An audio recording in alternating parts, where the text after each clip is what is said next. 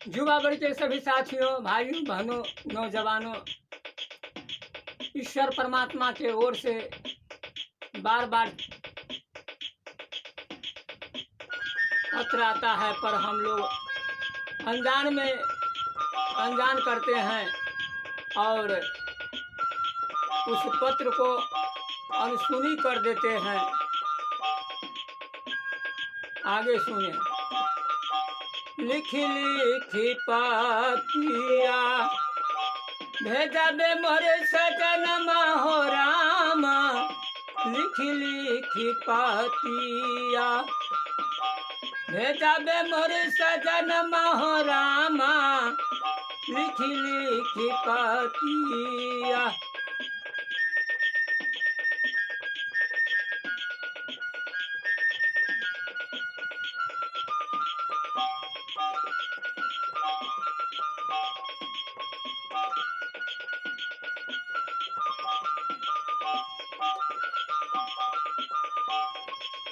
पहिले पतिया में बाल सफेद भय, पहली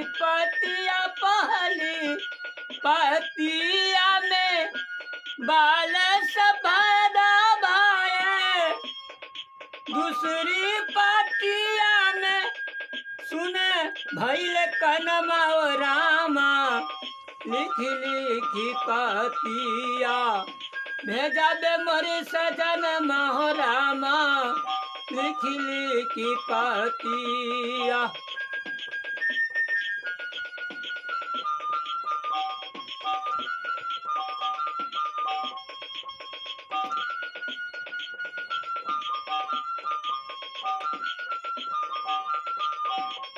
तेसरी पतिया में दांतवा टूटने लागे, दोसरी पतिया तेसरी पतिया में दांतवा टूटने लागे, चौथी पतिया में बहिर भेल कनमा रामा, लिखी लिखी पतिया भेजबे मोरे सजन हो रामा, लिखी लिखी पतिया।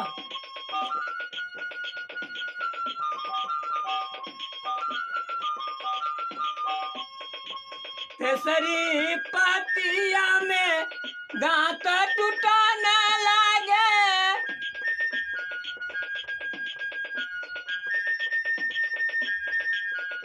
चौथी पतिया में कान भैल बहिर बहो रामा, लिखी लिखी पतिया जाबे मोरे सजन हो रामा।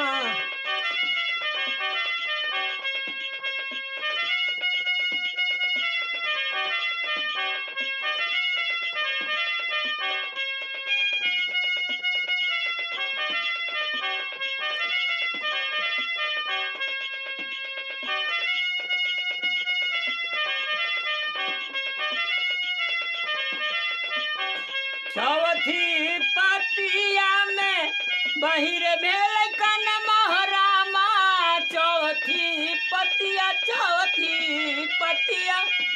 में बहिर भेल कनमा रामा, पांचवी पतिया में कमर भेल टेढ़िया हो रामा, लिखी लिखी पतिया भेजबे मोरे सजन हो रामा, लिखी लिखी पतिया।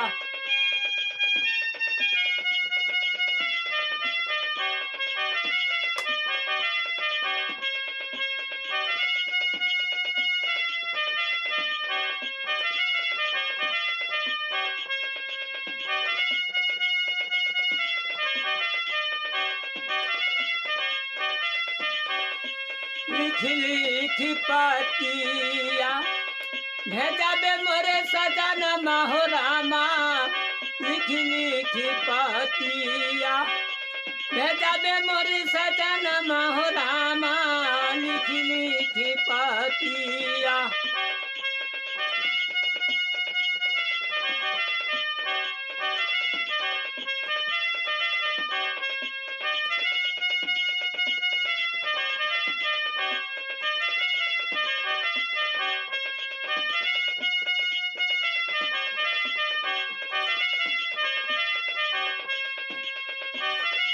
छठवीं पतिया में झड़ गईले बदन हो रामा। छठवीं पतिया में झड़ गईले बदन हो रामा। लिखी लिखी पतिया भेजा बे मोरे सजन हो रामा। लिखी लिखी पतिया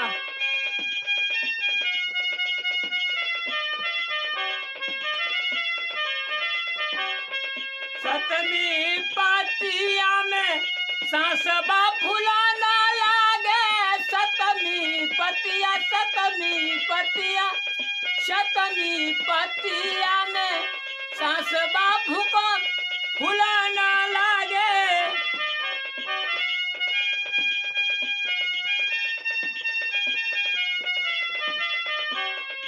सतमी पतिया में सांसबा फुलाना लागे। लिखी लिखी पतिया भेजा बे मोरे सजन हो रामा। लिखी लिखी पतिया भेजा बे मोरे सजन हो रामा। लिखी लिखी पतिया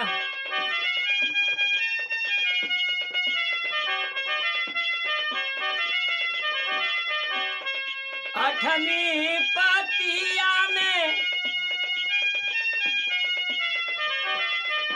अठमी पतिया में पागल भइल मन हो रामा।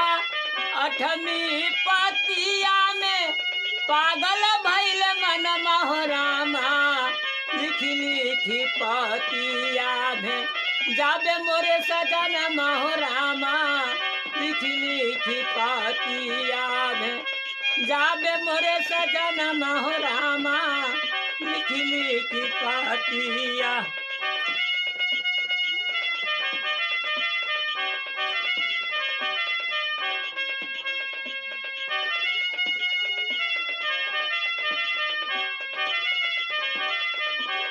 अठमी पतिया में पागल भइल ज्ञान हो रामा।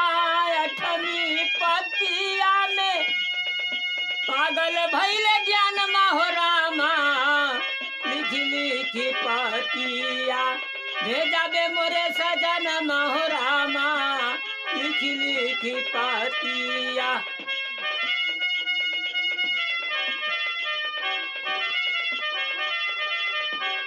कही कबीर कही कबीर साहेब सुनो भैया साधु। कही कबीर साहेब सुना हो भैया साधु। नौमी पतिया में उड़ गईले सुगन हो रामा। लिखी लिखी पतिया भेजा बे मोरे सजन हो रामा। लिखी लिखी पतिया